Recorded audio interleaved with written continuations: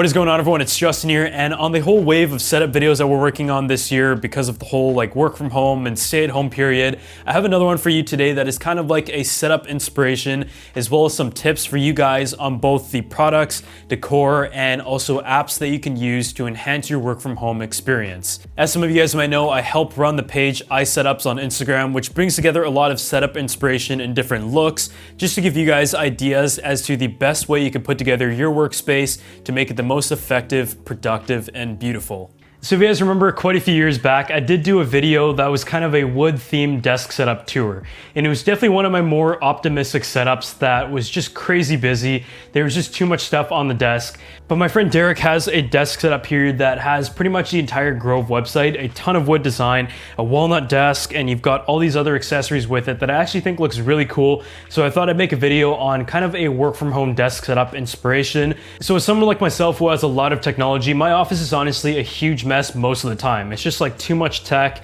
a huge clutter, and essentially the rule of more is less doesn't really apply to my setups. I usually also have like a very bland color scheme of black and white. So when I saw my buddy Derek's setup, I was like, I feel like that is like the perfect work from home setup because it is both comfortable, it has some personality, and it also doesn't take up an entire room in the house, because this is a guest bedroom with a couch and a sofa bed on this side. So his desk is relatively compact, but it still has a lot of tech on it, a lot of decor, and in general, it just feels very comfortable, especially with a view like it is out here. So taking a look at Derek's desk setup, I think you're going to notice a lot of traits that are completely different from some of my own setups right away. And I feel like a lot of them are great additions that a lot of you should consider if you're looking for a nice, comfortable home setup. For starters, you have a felt mat, and these are just very soft in texture, but you can also use your mouse, and I found that these have been very popular, especially in the last couple years. He's got a pair of Beats Studio wireless headphones that match the entire setup with the black and brown look. And what is also important is the ergonomic experience that you get out of your home setup, and by having a stand for your iMac and leveling that with the eye, it is definitely going to save your neck in the long run, and the one from Grove looks incredible. There's also a nice space underneath to put your laptop, your tablet, or just a couple books that you can quickly grab and go.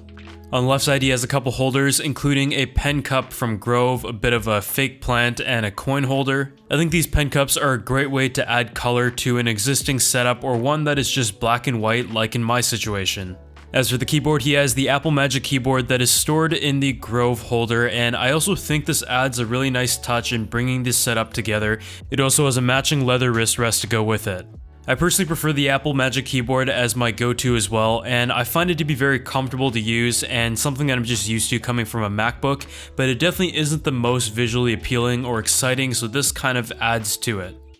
As for the mouse, he has the new Logitech MX Master 3, which is probably the best productivity mouse hands down that I can recommend to everyone. Super clean, ergonomic, has great tracking and battery life. And I also find that the light colored unit stays very clean and is super easy to just wipe off, and as someone who uses my mouse for like 10 hours a day, I'm very surprised that it hasn't gotten dirty yet after an entire year. Another great product to have for your work from home setup or any setup is a notebook, and this right here is one that is leather, very accessible, and if you want to put down any ideas or write down a to-do list, you can just go ahead and flip it open and start writing. Below that, we also have a wireless charger in the setup from Grove, and what I like about this one is that it not only goes with the setup nicely in terms of the black color and the gold trim, it is really easy just to put your phone in the middle and start charging right away, but it also has this nice soft touch cork finish.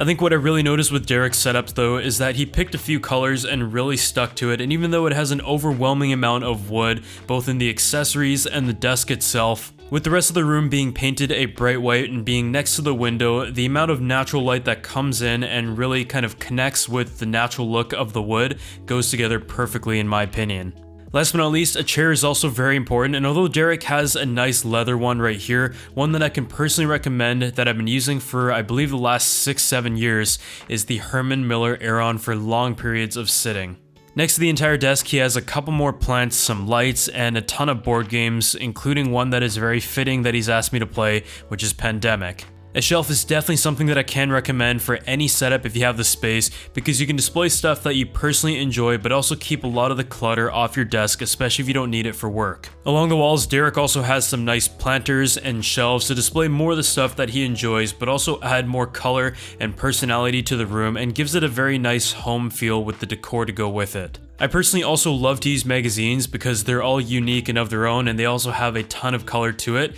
but for a very earthy and comfortable feel, these Grove shelves look amazing. And if you have the rest of the Grove collection like he does, the walnut and the black finish all ties together. One thing that is crucial to giving you a nice home feel, especially if you have hardwood, is a rug. Not only does it look good and give the room a more finished look, but it also helps for acoustics, and if you're on conference calls or just sitting around for a long period of time, you just have more of a cozy feel with a rug or a couch in the same room.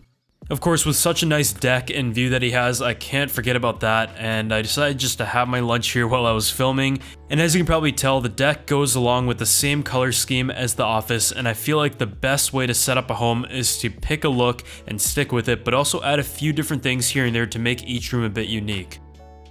So in this video, I also want to give you guys some suggestions for Mac apps that can enhance your work from home experience from a productivity and comfort standpoint. So I did do a full video of the Mac apps that I currently have on my computer, so if you guys want to check that out, I'm going to drop a link down below. The next program that I think is very effective for work from home or not is Grammarly, and this is something that I've been using for many years, dating back to when I was in high school and university, and as someone who is not necessarily the best writer, so I just tend to talk very fast and type very fast and not really pay attention to the small details in that.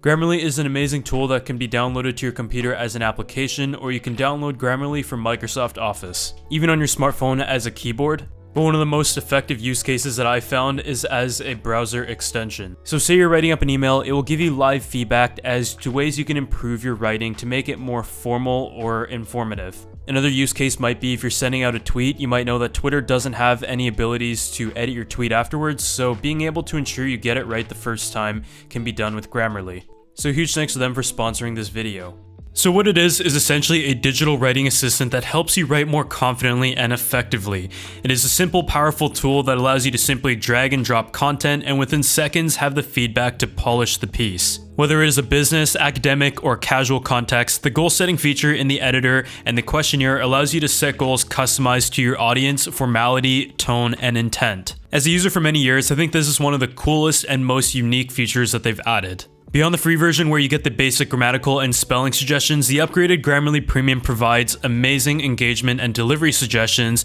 and you also get an overall writing score that reflects on an overall score at the top based on your goals. If you're a student and writing a lot of school projects, there is also a plagiarism detector, but for personal use, I have like business emails, scripts, and previously articles that all need to be kind of perfected in different ways. Some of the additional features beyond the ones that are built in include a plagiarism detector, which is very effective for any school-related project to ensure even your original work is not matched with anything online. There's also the option to hire a human editor from inside the program as well. Just go ahead and click the button on the bottom right corner, and an option will come up depending on the delivery time you need, and it is charged by word. If you guys want to check them out for yourself, I'm going to drop a link down below, and if you use the link grammarly.com/JustinSay, that is going to get you 20% off your premium subscription. Another program that is good for anyone who is working at home is Be Focused. Personally, I'm someone who doesn't really have too many issues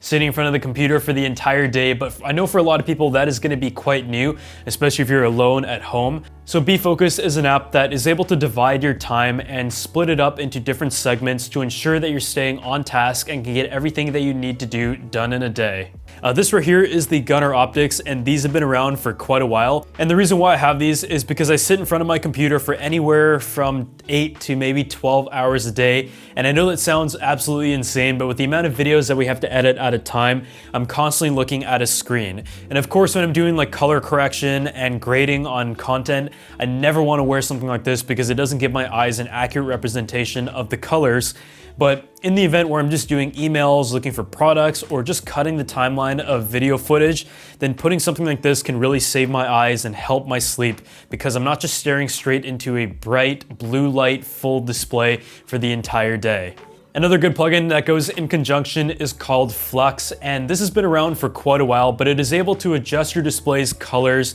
based on the daylight outside. So it is able to effectively adapt that both through the daytime and nighttime, so your eyes aren't exposed to as many harmful lights, which from what I've noticed have really affected my sleep, and that wasn't until I switched over to the XDR display, which is very bright. Another app that I personally like to use is called Annotate, and one of my favorite features on the iPhone is that when you do a screenshot, you're able to just mark it up and send it off right away. So Annotate allows you to make a screenshot on your computer and just start drawing on that and illustrate something, point something out, and send it off. So for work, I feel like that can always be super handy. Copy Clip is also a really good one because it allows you to take a look at all the things on your clipboard, whether it's just stuff that you copied, listed out, and just better illustrated as opposed to it being in the background. So if you're working a lot and copying stuff between emails and don't want to make any mistakes, then Copy Clip makes things much easier. So now let's take a bit of time to talk about the 2020 iMac, and I feel like this year's update, even though we are expecting a redesign relatively soon and being Apple's very last Intel-powered computer that is to come out, I feel like the updates are actually really solid, and there's actually quite a big list of them beyond just the specs. Typically, you expect a CPU upgrade, a RAM upgrade, and some storage things, maybe a better price point. We have the nano texture display option for a $500 upgrade, which is previously only on the XDR display and was much more expensive. So on the CPU side of things, this iMac has the option to go up to 10 cores with a turbo boost up to 5 gigahertz. I think another great update though is the 1080p webcam, because no matter how much money you spent on a MacBook previously, you got a 720p camera on the front, and although the webcam doesn't really matter in a conference call, I feel like 1080p is nice nevertheless. I think the big question that people are asking though is this nano display worth $500 and how does it look? So in the past, you had the option on like a smartphone or a tablet to get a matte screen protector that goes on top of the glossy display. And that was good at preventing fingerprints and glare, but the big problem was you would get kind of like a rainbow effect that took away from the screen quality, but it was almost like a trade-off that you had to accept. With the nano texture display on the XDR as well as on the iMac, it goes through a special coating process that gives it like the same matte finish as you would expect out of a screen protector. It honestly looks really, really good, and especially if you're working from home a lot and say you're in a condo or just a bright part of the house, in this case the sunlight is coming from that side, then it is good to consider this option because, as you guys can probably tell, even at this angle, it is cutting off the glare very well and can allow you to see the screen much easier in a very bright scenario. So whether you're using like Final Cut Pro 10 or doing photo editing in large batches, personally from my testing in Final Cut Pro 10, I did find that with 6K RAW, it was able to work amazingly well and I didn't notice much lag at all. I know that's not like a very scientific test, but based on my current workflow, it was able to operate quite nicely. And the only bottlenecks I saw was when I was like maybe trying to screen record the entire display while I was also editing at the same time. As always, if you guys enjoyed this video, make sure to drop a like and subscribe to the channel, and I'll see you all in the next one.